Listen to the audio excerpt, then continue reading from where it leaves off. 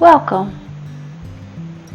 One of my latest projects was refinishing this precious little table and chairs. It took quite a while. There was 3 stages.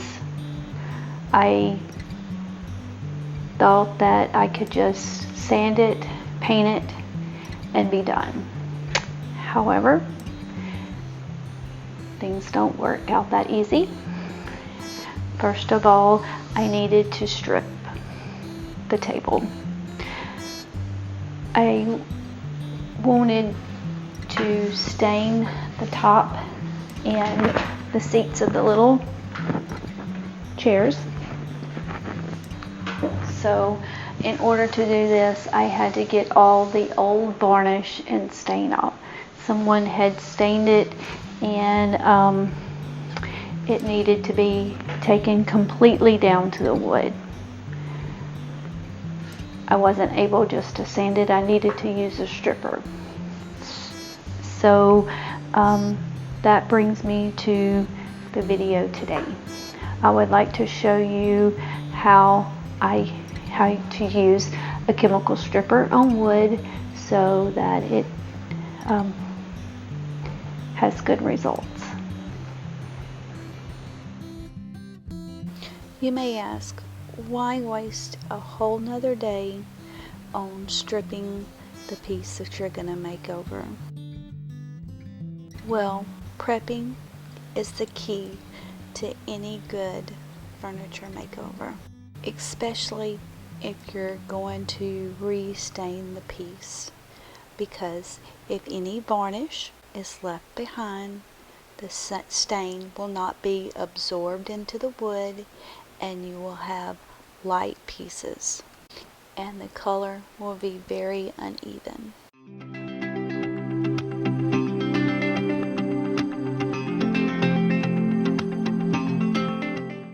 Start out by sanding the piece that you're going to make over.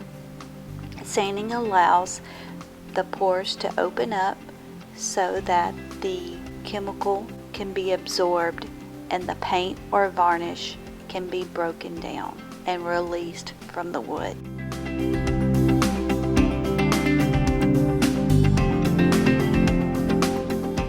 My table hasn't been painted, but it has a coat of varnish and it also has some stain that I am trying to strip. The chairs are a real light color and the table is a darker color. There are 2 different types of wood, so my goal is to make them match a little bit better than they do. After the surface has been completely sanded lightly, then go back with a rag and wipe up all the dust particles. Wiping the table down just allows the paint stripper to work more efficiently. Now it's time to apply your stripper. If you're working with a big piece of furniture, you need to section it off and work on one section at a time, because if the stripper is allowed to sit too long, it will dry and become hard, and then it's that much harder to get it off of your furniture. You want to work in a well ventilated area with some protective equipment on, such as rubber gloves, and I prefer to do this outside.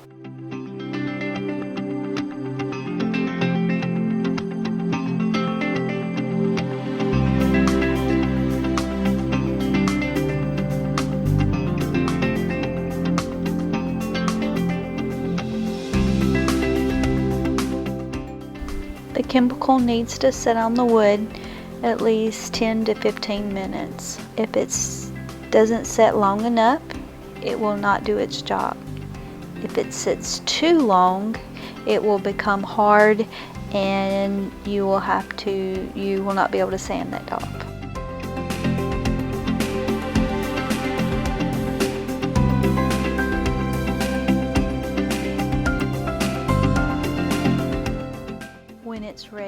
to be removed, it will start bubbling up and you can see the paint or the varnish actual bubble.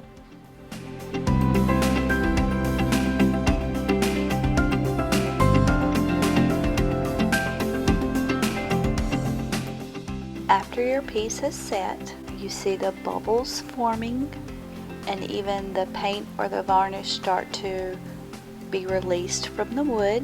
It's time to scrape off the residue. You can do this with a metal scraper or a plastic. As you're scraping, you need to go with the grain of the wood as much as possible.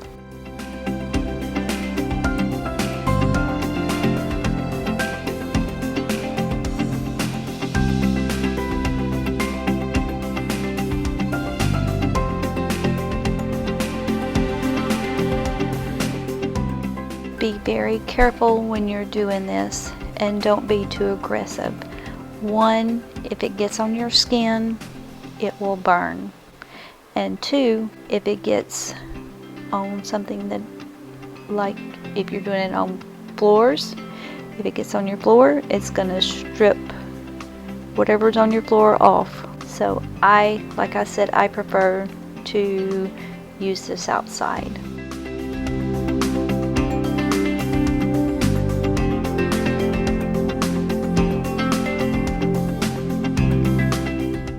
Most of the time, you will need to repeat this process 2 or even 3 times, just enough until you get all the paint or varnish off that you are wanting to. If you're going to paint the table, then it doesn't have to be every little crevice does not need to be removed.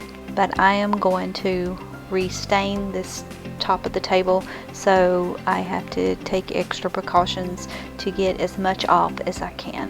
I believe I did this probably about 4 times.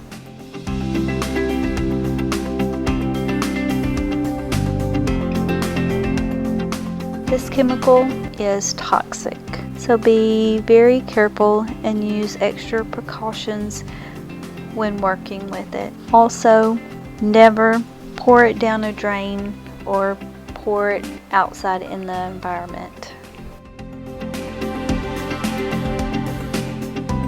To dispose of the stripper, you can mix it with any absorbent material such as cat litter, sawdust, or even shredded newspaper. Then let the mixture completely dry, and then it is safe to throw in the garbage.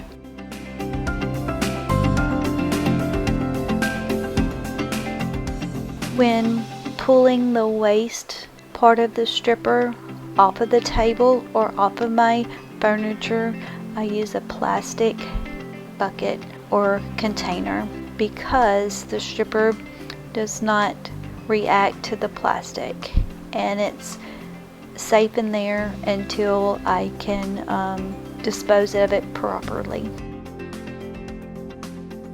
So once you're finished with the chemical stripper, you need to resand your piece. I started out by sanding the table, and now I'm going to finish by sanding the table again. Sanding your piece a second time takes off any chemical stripper that may have dried onto the wood. It also smooths out your surface and allows your paint or your stain to be absorbed more evenly.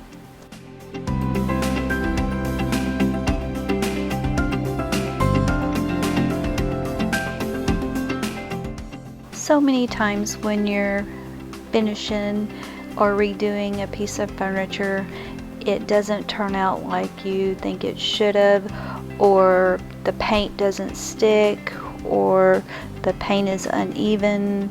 Well, it's prep. How you prep your furniture makes a world of difference on your finished piece. So take that extra time and those extra steps to prep your furniture. After wiping down the piece one last time, you are ready to stain. Speaking of stain, check out my other video on the proper way to stain a piece that ensures good results.